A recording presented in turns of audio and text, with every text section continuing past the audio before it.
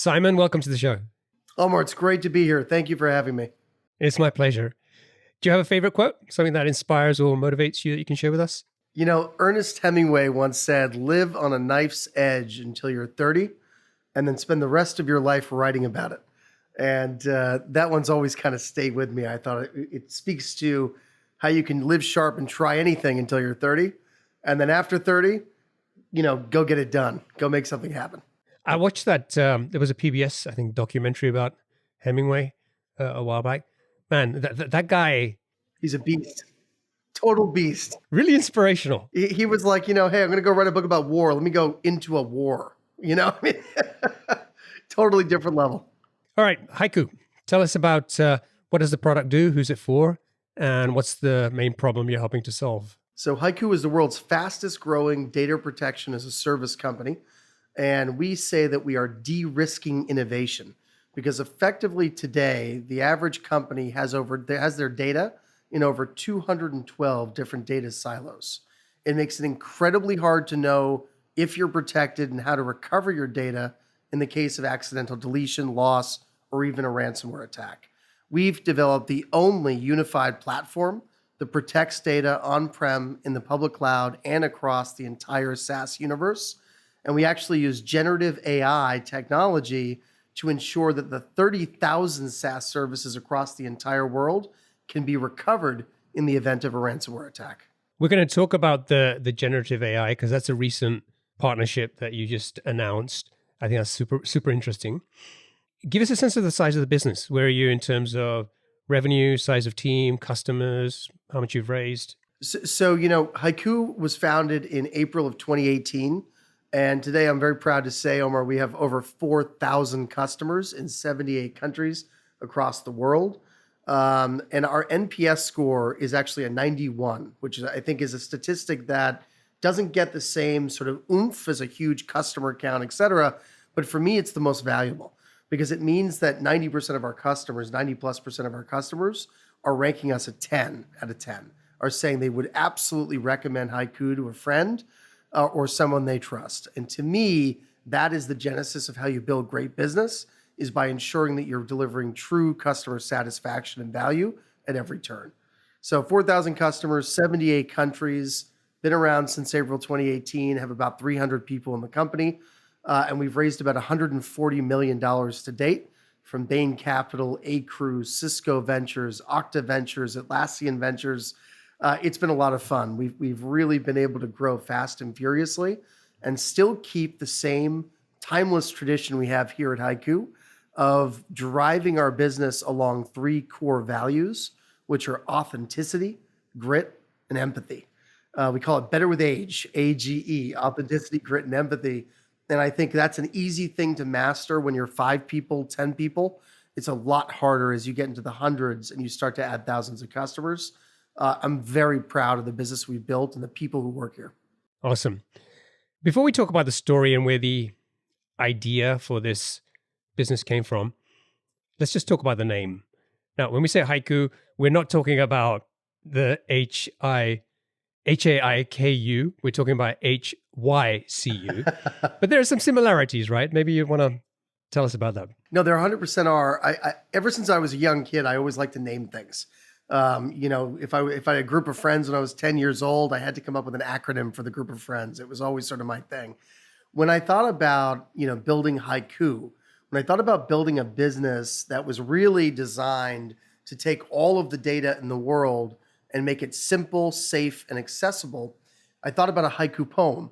And I thought about the fact that with a haiku poem, what you're doing, you're taking all the data in a language and you're condensing it into a small, elegant package, right? And I sort of said, that's us. That's what we are. We are a haiku in the technology sense. And, obviously we couldn't get the HYCU URL, so I had to think about a different spelling. And so I said, okay, if HYCU was an acronym, what are we? What do we do? And what we do is hybrid cloud uptime. We help hybrid cloud users stay up and running. So HYCU, hybrid cloud uptime, became our spelling of HYCU. Love it. Love it. All right. So let's talk about where the idea came from. So the business has been going since 2018. Before that, like, what were you doing, and how did you come up with the idea? Yeah, it's a funny story. I had sold my previous business to Citrix, and it was probably, I don't know, 2016, 17, something like that. And when you're in your mid 30s and you sell your first company, you're excited and you go and have a party and celebrate. And I went and did that in Las Vegas. And I was in Vegas and celebrating, and I ran into an engineer, an architect that I had known in my first company that had sold years prior. And so I'm standing at this bar, and I looked at this guy. I saw this bald head at the bar, and I said, "My God, that's Goran Gorevsky." And I went up to him, and I said, "Goran, man, I haven't seen you in ages. What are you doing?" And he said, "Oh, I'm an architect for a data protection company." And I said, "You mean backup?" I said, "Oof, that's terrible. I'm sorry." And he said, "What do you mean? What, you're sorry?" And I said, that's kind of the, it's not the coolest business around. I mean, it's one of those everyone has to have it, but nobody really wants it kind of things." And he said, "Well, you're in the monitoring space, Simon. It's not like you're, running a band or something." And so we had a laugh about that. And then he said to me, "But really, Simon, data protection is so important. Why don't you see that?" And I said, "It's one of these, again, everyone needs it, but nobody really wants to have it. They don't care about it." And he said to me, and I'll never forget this, he said, "Simon, how did you get here today? Did you take a taxi?" And I said, "No, I took an Uber." And he said, "Aha, but there's no Uber in data protection." And I said, "What do you mean?" And he said, "Look, just like a data protection, just like backing up data, it's like a taxi. Everyone needs it. Nobody wants to get in a taxi. They smell bad. They're hard to locate. They're a pain. They're difficult. They only take cash, et cetera, et cetera."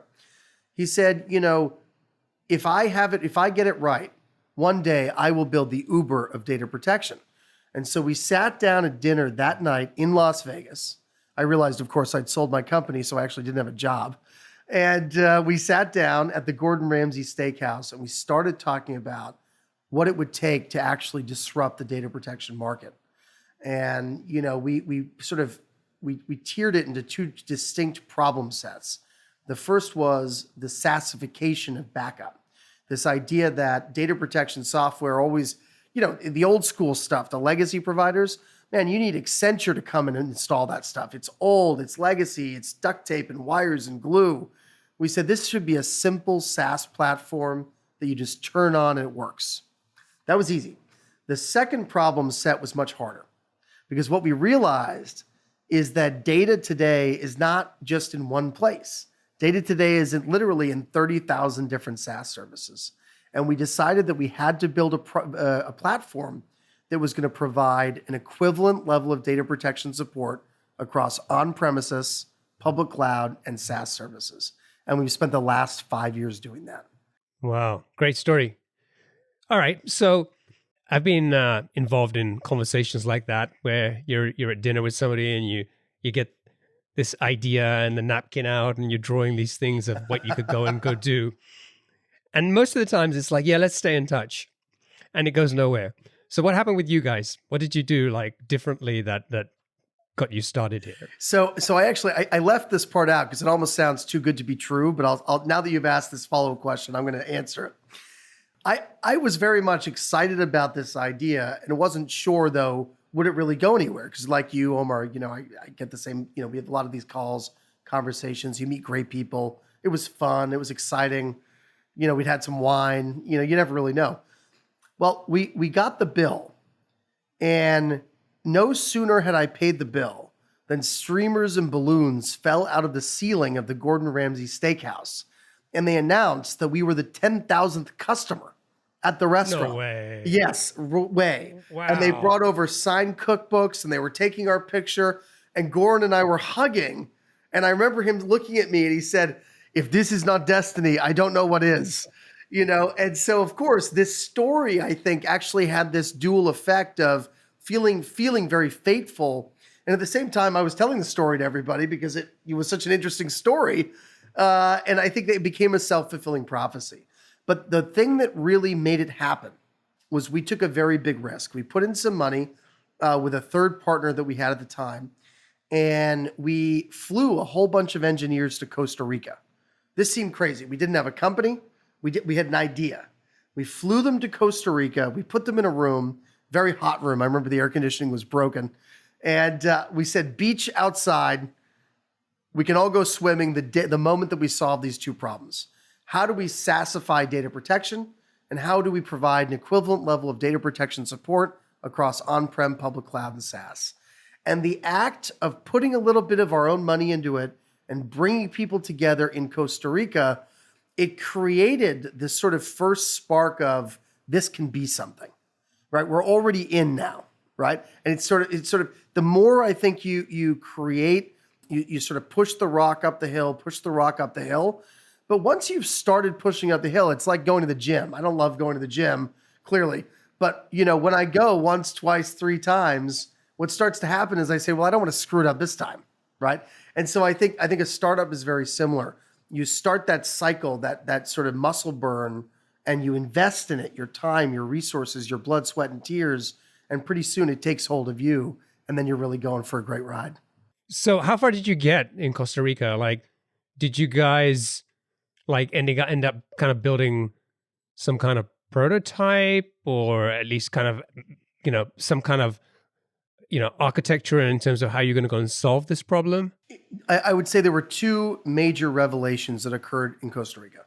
One was that the backup and recovery space was so old and so legacy that even very normal terms like SaaS were so divorced from the entire industry that people didn't want to use them. They kept saying, you can't say SaaS, data protection. You can't say it. It's just not done. And so what do you mean it's not done? It's not a fashion show. What are you talking about? But people were so staid in their thinking. And so I think revelation 1 was this was going to be a true disruption. We were going to have to go at this problem completely differently and really start to tell people, hey, what worked on-prem, what worked in your data center when you had boxes and dusty storage bins and tape drives doesn't work in cloud and SaaS. So I think from a messaging perspective, that started to happen. The second thing we realized was that, I'll never forget this, I asked the question, how do you create one platform that provides equal levels of backup and recovery support in your data center, in the cloud, and across SaaS services? And everyone just kind of sat there for 5 minutes. And I said, come on, whoever answers the question can go swimming right now. And this guy in the back of the room, and he says, he raises his hand, he says, it can't be done. And I wrote, it can't be done on the board. And it was the best thing he could have said, Omar, because by saying it can't be done, it forced a room full of brilliant engineers to want to challenge him. And immediately the ideas started picking up. That sort of, you can't do this, actually acted as a way of propelling ingenuity and innovation. And ultimately we came up with a very simple solution, which was to build microservices for each site and then up-level all the data using an abstraction layer under a single pane of glass. We effectively built our platform backwards with the services first and the single pane of glass last. And that ultimately led to us becoming the only extensible architecture in the entire industry. And it was all because one smart, brave guy said, it can't be done. Wow. Yeah, I mean, when I was looking at the HYCU website, I was trying to get it, I was trying to get my head around it. Like, how does this thing work? Like, backing up SaaS products, I can probably think about, okay, you can build integrations or something and figure out how to do those backups. But then when I looked at it and was like, oh, you do on-prem as well. Oh, you do the infrastructure. You do these other. Then I was like, whoa, like, how does this happen? And so I can understand, like, it's a really complicated problem to solve, but it also sounds like a really complicated problem or solution to go and sell to people. So when you, like, first of all, like, how long did it take for you to kind of build the product or something that you felt that you could go out and sell? And what happened when you went out to the market? Selling data protection the way we built it is like selling a Swiss Army knife versus being one of those guys on TV with the knife shows with all those individual knives, right? I think what we effectively were saying to the market is, let's think about it in a very simple way. Look at your iPhone right now or whatever phone you have, and you've probably got 100 different apps on it. Imagine if every app had another app that said backup for app A.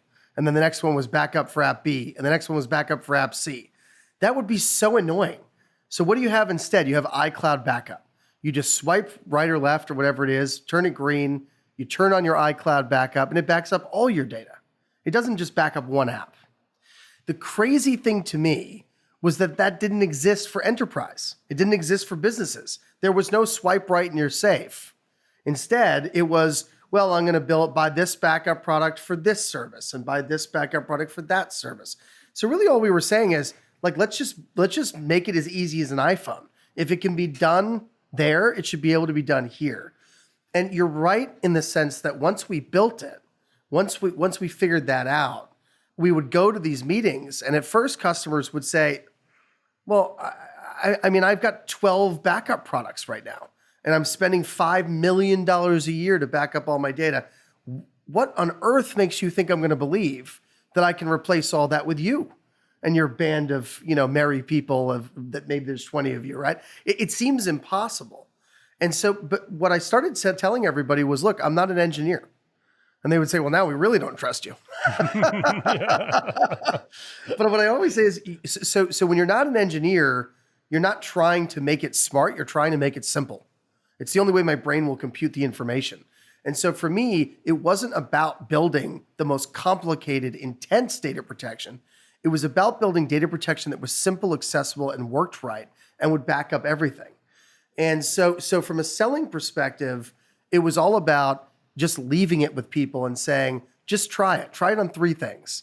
Try it on your Google Cloud, try it on your Nutanix, and try it on your Salesforce. And if those 3 things don't replace anything, then, we'll take it back. Don't worry. I mean, it's just a service. Turn it on, try it, and see and go. And 9 times out of 10, what we realized is, actually, I'll give you a real stat. 50% of the people who tried our product in the first year bought it. It's almost unheard of. In the first year, 50%, and these were large enterprises. This was companies like Broadcom. I mean, these were big companies. And ultimately, I think that ease of use and that accessibility, really made it what it is. The second question you asked was about how do we actually do this, right? It's all well and good to say we built the Swiss Army knife of data protection, and wouldn't it be great to have an iPhone for your business that allows you to back up all your apps and databases with one single toggle, but doing it was rather complicated. And what I ultimately remembered when we were sort of designing this was the words of an old mentor of mine. And there's a Serbian gentleman named Veselin Jevrosimovic, great guy. He's built, a massive enterprise across Europe. And, he had said to me before I became a CEO, he said, Simon, don't try to be a CEO that is thinking for 10,000 people. You want to be the kind of CEO where 10,000 people are thinking for you.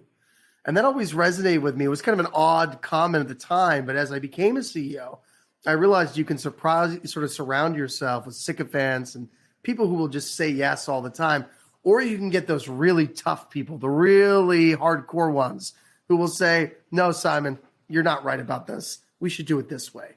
And that makes you better. You want to hire people that are smarter in their various different domains when you're building a business. And I sort of thought, I remembered that. And then I thought, we're faced with a very similar construct with the problem that we're trying to solve, which is that there's 30,000 SaaS services in the world. Nobody can actually build backup integrations for all of them.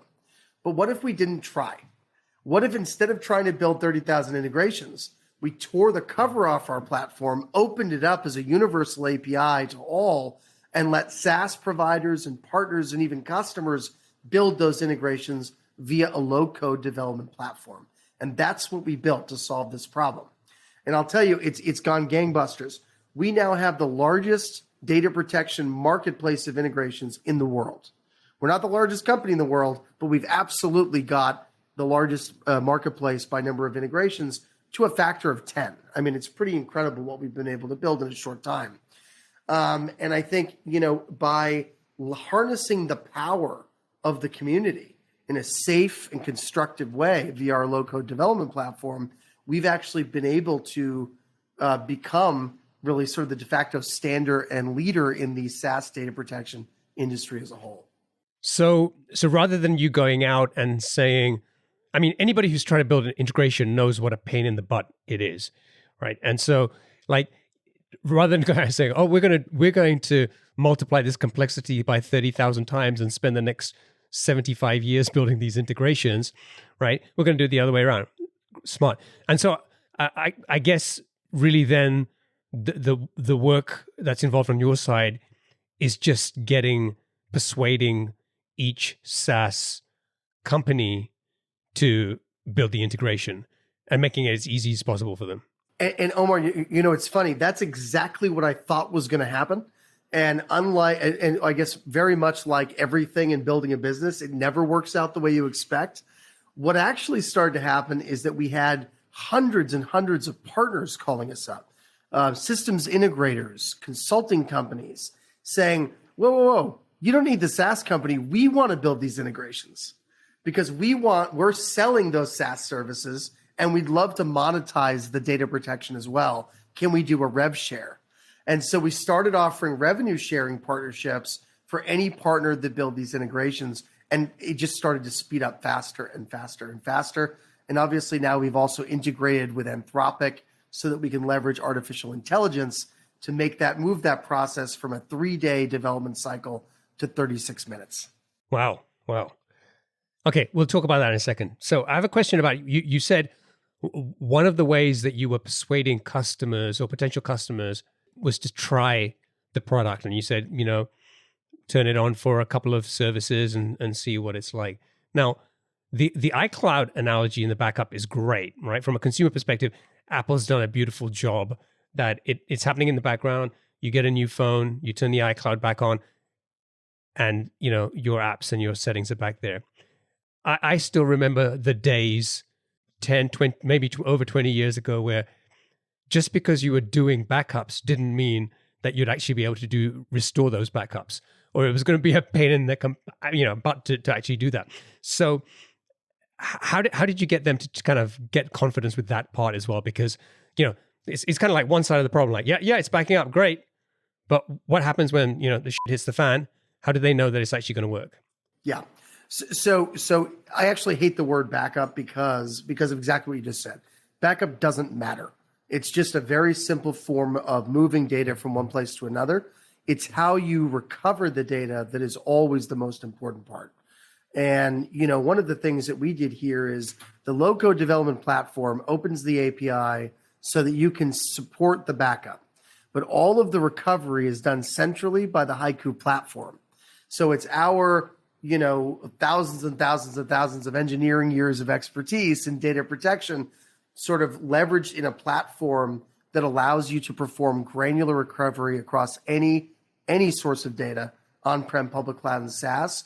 It was such a versatile architectural design that we were able to patent it, because the beauty of our system is that whatever SaaS service you decide to back up, you're recovering the data in exactly the same format that it's backed up in.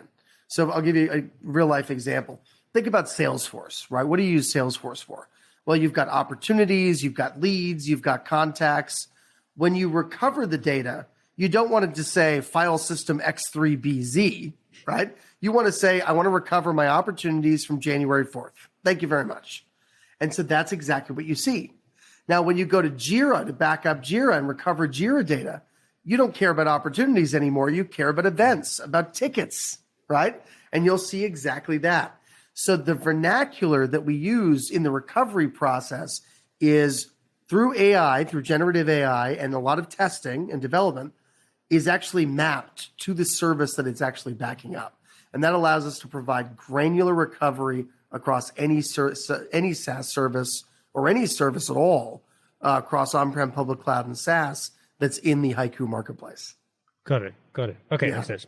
All right. So now I know you went out and you used partners to go and acquire your initial customers. Did you initially try to go directly and sell, and how easy or hard was that? I've always been a huge fan of partnerships. Two things that I care deeply about. One is blue ocean strategy. I love going into markets where nobody else is, but where there's a huge need. And the second is partners. I've always fundamentally believed that you alone can only do so much. The value of exponential growth through partnership is, to me, the golden ticket. It's the ubiquitous key that allows us to unlock doors that we would never ordinarily have access to. And so in every company that I built, and this is my third or fourth company now, the only similarity between them, other than that they are all technology based, is that we built them on partnerships. So for me, partners from day one is critical.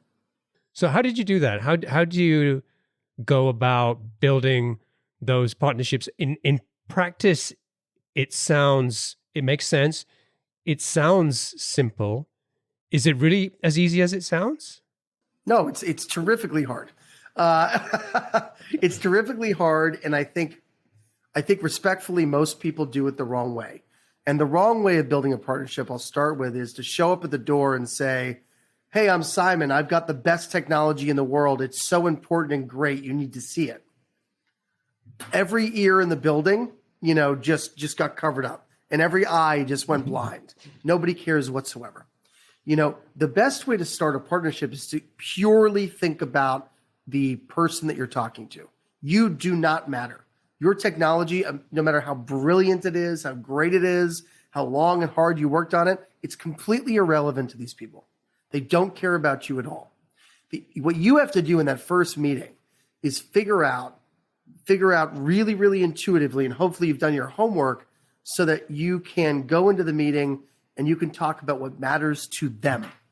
And it's only if you can talk about what matters to them that you can be successful. And I'll give you, if you'd like, I can give you 2 real life examples. Yeah, please. Yep. So all right. So example 1, in my second company, I told you we built monitoring software that connected Citrix and Microsoft. And I remember, going into the Citrix office for the first time. I was, relatively young at the time, and it was their office. Luckily, was in Fort Lauderdale, Florida, so at least it was warm out. And if they kicked me out to the curb, at least I could go, look at the ocean or something, have a shrimp cocktail. And I went over there to the Citrix, main headquarters, and I asked to speak to the director of alliances. And the director of alliances, shockingly, was unavailable to a random guy who showed up on the street. And a wonderful lady who ultimately became the VP of alliances, but at this time was not, showed up at the door. And she said, "Hi, my name's so-and-so." And well, actually, I'll tell you her name because she's so wonderful. Her name is Vicky Pomerico. She worked at Citrix for years, probably one of the best alliances people in the business. And I remember Vicky, I walked in and she had no idea who I was or what we did. But I said to her, "I think that I know your Microsoft relationship is important to you. And all we do is we build a little bridge between Citrix and Microsoft so that Microsoft users can understand what their Citrix environment looks like." And it wasn't about my technology. It wasn't about how great our monitoring was and how effective it was and how it was better than everybody else's. It was just, you care about your relationship with Microsoft, and I think this will help make that relationship even better. And, thanks to that, wonderful lady and that initial conversation and all the work after it, we went from 0 to 2,000 customers and were ultimately acquired by Citrix. My second example, which is not so dissimilar, a little wilder maybe, is with Nutanix. Nutanix, you have to understand, 5-6 years ago was probably, and maybe it's even beyond 5 or 6 years, maybe 5 or 6 years ago, it was really the darling of Silicon Valley. I mean, you talk about rock stars. I mean, Dheeraj Pandey and Sunil Patti. I mean, these guys had built something. They'd invented the category of hyper-converged infrastructure. And I wanted to be the backup product for them. HYCU originally, I told you all of our ideas about simplicity and everything else, and ease of use and multi-cloud. But we also wanted to build a partnership with Nutanix because they were HCI. And we thought if we can include them in what we're backing up and recovering, we'll be able to piggyback on their customer base and grow with them. And nobody else was protecting that data. And so I thought, okay, that's a blue ocean strategy with a hot, cool company. I need to go over there and convince those guys to care about us. But I'd never been in the data protection space. Nobody knew who we were or what we were doing. There was no credibility whatsoever. And I remember I thought, okay, I've got to be very memorable. And I went out and I got this white jacket, this very, very bright white jacket. And I put a red carnation in there. And I drove up to Nutanix headquarters and I walked in full of bravado and I said, I need to speak to the CEO. And they brought out this guy, Tommy Gustavsson, who had just joined the company that week. And, you know, to this day, we laugh about this story. We sat down at this table, and instead of saying, oh, but I wanted to meet with the CEO because I'm important, right? I immediately thought, of course, they're not going to introduce me to the CEO. They have no idea who I am. Thank God they gave me a meeting. I'm excited about this. And I remember sitting with Tommy for 2 hours and showing him videos and pictures of everything that, you know, I could think of that would get him excited about what we were doing. And then ultimately, it wasn't really going anywhere. Great guy, and he was terrific, but I didn't have it together. I could see I wasn't selling him. And then I said, I had done my homework, and I knew there were 4 or 5 areas where I thought we could be really helpful. And I said, look, I'm going to get out of your hair. I'm going to leave. Would you mind checking with somebody in product if a company for no charge built one of these 4 things, which of these would be most important to Nutanix? And he literally picked up this little, I'd scratched out the 4 things on a piece of paper. He took it back, talked to someone. And the next thing I know, we're sitting with a product person. And the next thing I know, there's somebody else coming in the room. And by the end of the conversation, we had 6 or 7 people. And I think Sunil Patti, the CTO, just as a joke almost, walked in just to see what was going on. And we had this wonderful conversation. And it ended with me saying, again, full of bravado, okay, nobody's built you end-to-end data protection. You don't know who I am. I'm not going to ask you for anything. But if I come in here a year from now and I have application-aware data protection for Nutanix, and I can do it within 1 year, do you promise me a meeting with all of you to discuss it? And we came in a year minus a week later. I walked in the office with my CTO, the same guy I'd met earlier in Vegas, and we showcased that product. And today we've got thousands of new customers who are backing up Nutanix on HYCU. And it was all because we chose to go in with a partner-first mentality and look for ways we could solve their problems, not show off about our technology. I don't know. I think maybe it was the white suit that did it. All right. So let's talk about growth. So we've talked about partnerships and how important that they've been to helping you acquire customers. What about content marketing, webinars? That's something that you guys have also done. Can you just explain a little bit about what you did and what are some of the lessons that you've learned from, you know, the do's and don'ts? This is the hardest thing, right? Because now we're talking about tactical execution of marketing programs. And I'll just be very honest. If there's anybody listening who's starting a company, you're going to get most of it wrong. I know I certainly did. You're going to make a lot of mistakes and you're going to feel like at times nothing works. But I think for me, the biggest lesson learned is that when you stay true to providing customer value, you win. And when you try to make a buck, you lose. And what I mean by that is, let's look at webinars, for example.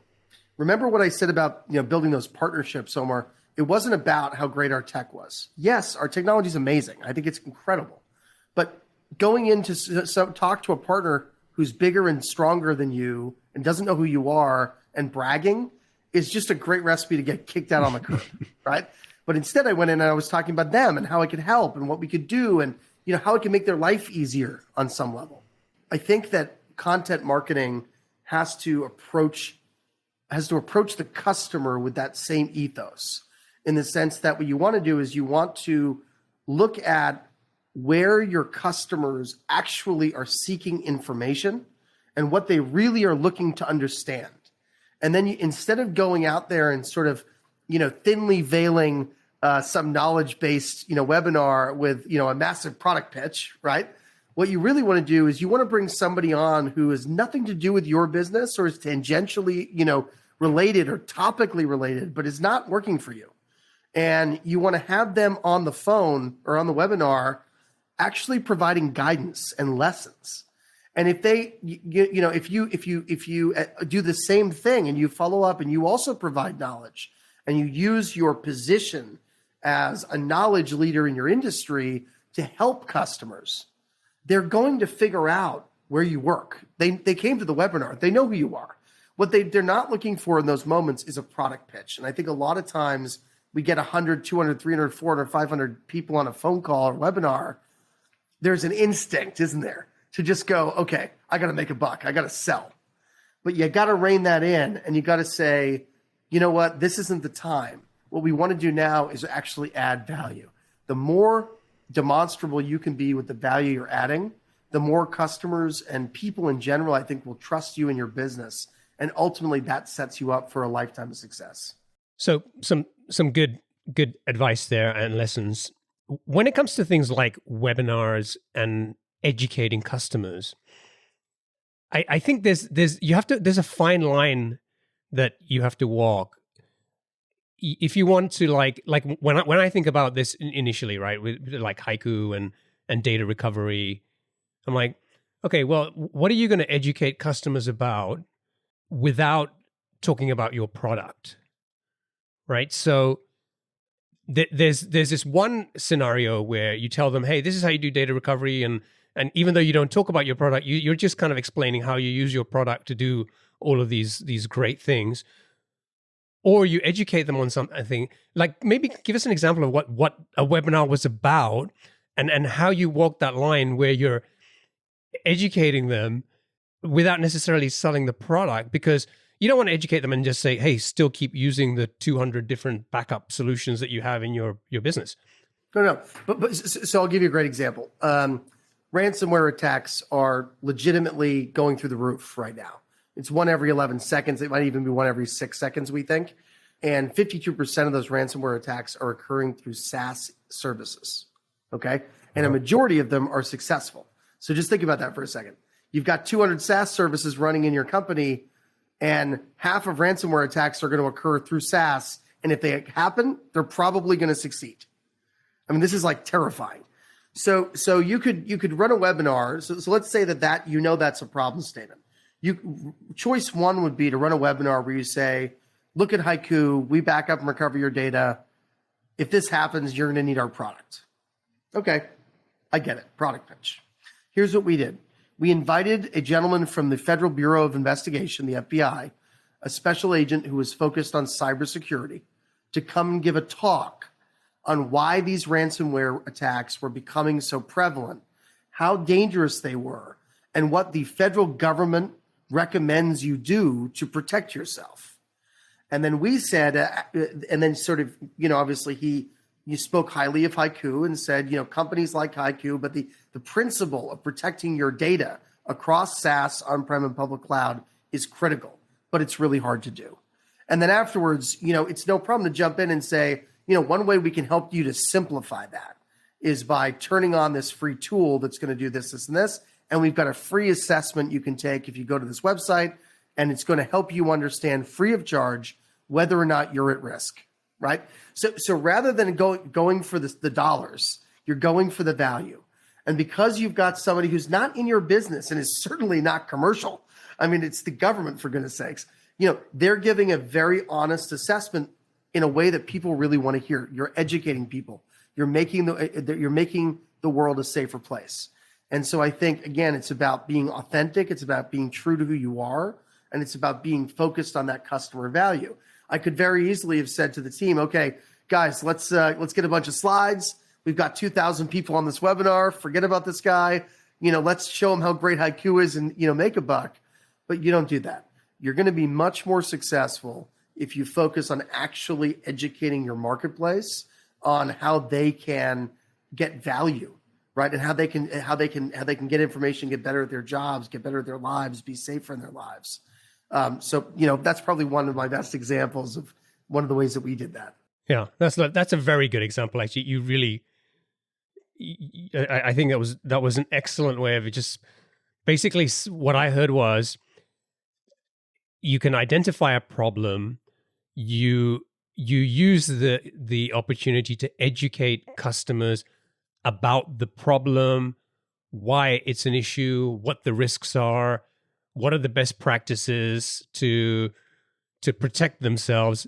And if you can get somebody else to come along who's not associated with your company to educate them, it probably 10x's the credibility of the message that they're hearing as well.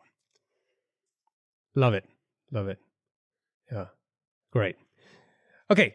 I think you were also doing some cold emailing to go and acquire customers, or was it? How much did you do, or was everyone just relying on you in the white suit to go out there and get those customers? Now, look, my team gets all the credit. I've only got one white suit. You know, I got to dry clean it once in a while. No, I think obviously you go through the plethora of marketing innovations to try to reach customers. You're doing emails, you're trying cold calling, you're doing all digital ads, et cetera. What I love about this conversation is that it's thematic in the sense that, you know, it all comes back to the same principle, which is customer value. And you get a lot of, I think, bad unsolicited advice when you're starting a company, right? About how you got to harass people on LinkedIn, and you've got to do this and you got to do that, and you got to have funny, you know, things, and you got to. I read a blog recently where somebody said you got to kind of insult people in your email to really get their attention these days. Wow. I think all of that is awful. I think when you're building a brand, which all of you are, like when you're building a company, you're actually building. Think of it like, you know, growing a child, right? You need to feed it healthy food, and you know, I've got a 10-year-old son, and you got to make sure he gets some sunlight, doesn't have too much screen time. You know, your brand is this living organism. And if your living organism is feeding the world with insults via email, and it's not focused on customer value, it's focused on quick wins and transactions, it's not going to go anywhere. You know, you may end up with a quick, you know, product tech tuck-in acquisition or something, but you're ultimately not going to be able to grow and get the best out of your marketplace. I think what we learned pretty quickly is that when you have honest dialogues via email with customers, and it's hard, you got to break through, and there's success rates, and you know, there are people better suited than me to go through all those metrics. But you know, ultimately what we found when I've looked at emails that drive value, it's the same principle as the webinar. It's the same principle as the partnership. You want to be able to go in there and you want to be able to say, did you know this thing is happening in the world? And let me provide you with something that doesn't cost anything, that will educate you, provide you knowledge, make your life a little bit better in this context. It should be topical. It should be focused. So to give a more specific example, you know, we launched a piece of our functionality within our platform called rGraph. And very simply, you turn it on, it discovers your environment and draws you a picture of every department and all the SaaS services that are running in it, all your services, cloud, on-prem, public cloud, SaaS, et cetera. And it tells you what's protected and what's not. Free of charge, you just turn it on, you go. You know, again, we could have just given it to every salesperson, had them call people, but instead, what we did is we said, you know, 52, again, that same statistic, 52% of ransomware attacks are occurring through SaaS. Do you even know what SaaS services are running in your company? Find out now, right? And then you let them use it. Let them try it. Let them get value. And I think once they get that value, then they're going to come back for more, and you can actually have a real conversation with them. Love it. Okay. I want to talk about the Anthropic partnership in a second, but I also don't want people to walk away from this thinking this was easy for you in terms of getting to where you are today. You're obviously you're a serial entrepreneur. You've gotten some great traction with this business. Just give the listeners just a little taste of some of the things that you tried that didn't work. Cold calling. I think when we first started, I had this funny vision in my head, or this picture in my head, of this big office filled with people on the headsets, and they were all dialing for dollars, and the money was just rolling in, and everything was just going easily because everybody just loves what we do, and it all makes sense, and you just keep adding those people and go boom, boom, boom. And, again, the mistake that I made is I was divorcing my own ethics, my own beliefs around all the things we just talked about from how I thought you were supposed to go to market. And so you hired a bunch of people, you put them in the rows, you have somebody saying call, call, call. And, very quickly I realized these people who were just doing activities, they were just performing a function over and over and over and over again, were actually damaging, the customer's understanding of who we were. We were the annoying people on the phone. Who likes a telemarketer? Nobody, right? I think there are ways you can succeed with cold calling. I'm not saying it's a terrible practice, but what I'm saying is that my interpretation of it when we first started out was thoroughly wrong. And if anything, it recentered me on stay focused on your core values, stay focused on adding customer value, and be empathic. Put yourself in the other person's shoes. If you wouldn't like that phone call, they're not going to like that phone call. Big miss on my part. And, frankly, really glad at what the team's doing now, which is always very, very focused on driving customer value. Okay. So Anthropic, let's talk about that because that, you've already explained how you do the integrations and how you've made that easier. What is this recent announcement and how does that, why do you consider that to be game changing? It's a great question. I think artificial intelligence is the buzz term of all buzz terms. And I think the problem with buzzwords and fads, and I'm not saying AI is a fad, but I think anything that's cool in the industry and cool to say and is going to get you press always runs the risk of being misused. And, I think we're seeing a lot of that with AI. And what I was noticing actually is that, there was a lot of pressure for us to put out something a year ago that had AI in the title. And I kept saying to people, and luckily, again, I've got a very strong team who kept saying to me, no way, no way, no way, no way. We're not going to have a little bot on our website that just tells you how to get from the homepage to the product page, right? That's just irrelevant. It doesn't add customer value. It's a waste of time just so we can say we've got a copilot. Where AI became really interesting for us is when we started thinking about the fact that it took 3 days to build an integration using our low-code development platform. There's 30,000 SaaS services, and that number is growing every day. And even 3 days was too much. And it suddenly occurred to us that because it was a low-code development platform, and because the SaaS services are using APIs, it may be possible to leverage a large language model, an LLM, a large language model, enrich it with our understanding of data security, data protection, and the industry, and then reduce the development time for those integrations. And so we looked at all the LLMs and we decided that Anthropic was the most advanced when it came to code delivery and code development. And we found that our ability to enrich the Anthropic model in a very concise and focused manner worked really well. And so we did that. And we effectively enriched the HYCU R Cloud platform with generative AI, which now reduces the development time for a single integration from 3 days to 36 minutes. Wow. And I think that to me was really exciting because it is quantifiable customer value. It is not just a bot. In fact, we're calling it beyond the bot because, it really is taking customers beyond this co-piloting concept that we're seeing kind of pop up on every website into something that is truly innovative and is actually adding substantive value for our customers. Okay, so if I understood this correctly, so if I'm a SaaS provider, I come along, I look at your no-code, low-code environment, and I kind of like try to figure out how am I going to build this integration. 36 or 3 days or whatever you said, that doesn't sound bad compared to some integration work, right?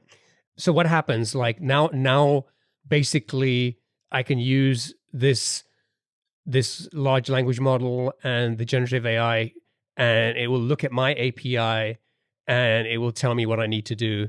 You actually just ask it. It's called R Scout, R-Scout. We love the letter R for resiliency or recovery. We just love the letter R here at HYCU. So it's R Scout. And you ask R Scout, you say, I want to build an integration between HYCU and this. And it's an enriched version. It's a HYCU enriched version of Anthropic Claude 2 LLM model. And what effectively it will do is then pull up the code, and it will tell you, give you precise instructions on how you can copy and paste that into the low-code development platform, which then automates the process of development. Now, I will say this. I do not believe that AI is at a point where it should be deployed without supervision and human intervention. The certification process is the certification process. We will not allow integrations onto our platform unless they've been thoroughly tested by our own team. That is for the safety and sanctity of our own customers, partners, and the world at large. So you're not going to plop down some AI code and stick it into our system.